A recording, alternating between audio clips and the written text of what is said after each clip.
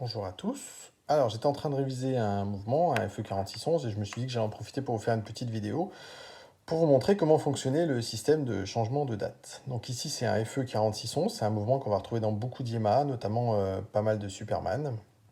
C'est un mouvement assez simple, toutefois, il y a quand même un système de date rapide sur ce mouvement. On ne l'avait pas sur le 3611, c'est une évolution. On retrouvera exactement le même système sur le 5611. Donc, pour faire changer la date, tout simplement, on va faire tourner les aiguilles. Hop, voilà, donc là, on est entre 21h et 3h du matin. Et vous voyez, on a une roue ici qui est entraînée par la roue des heures et qui tourne tout doucement. Voilà. Elle entraîne le disque de date. Et au bout d'un moment, on a un petit bruit. Voilà. Et on a ici un doigt qui vient se mettre entre deux pattes du disque de date et qui est maintenu par un ressort qui se trouve ici dans cette gorge. Voilà, c'est un système vraiment simple. On peut revenir en arrière et refaire cette manœuvre. Et voilà. Alors, il y a aussi un système de date rapide. Donc pour ça, on va se mettre dans la bonne position, ici. Et vous voyez, il y a également une roue qui se cache juste ici, juste derrière la platine. Je vous mettrai une photo sans la platine, ce qui fait que vous pourrez voir cette roue.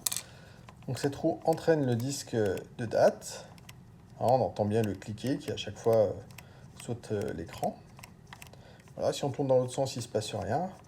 Et la roue reprend une position neutre. Et puis ici, clac, elle vient choper les ergots du disque de date et tourner. Voilà. Alors tout ça, c'est très bien. Toutefois, on nous explique que souvent, il faut éviter de changer la date entre 21h, entre même 19h et 4h du matin. Alors pourquoi ?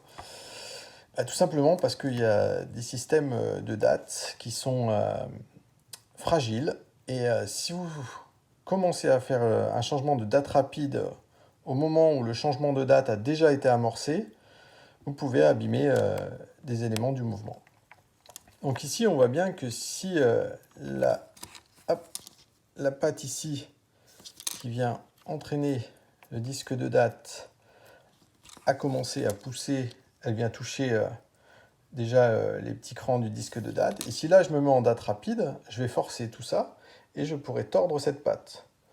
Bon, sur le 4611, c'est pas le système le plus fragile. Honnêtement, j'ai rarement vu beaucoup de dégâts dus à un changement de date rapide. Toutefois, il y a des mouvements où ce système est beaucoup plus perfectionné, où il y a plus de roues, plus de choses, et ça peut faire pas mal de dégâts.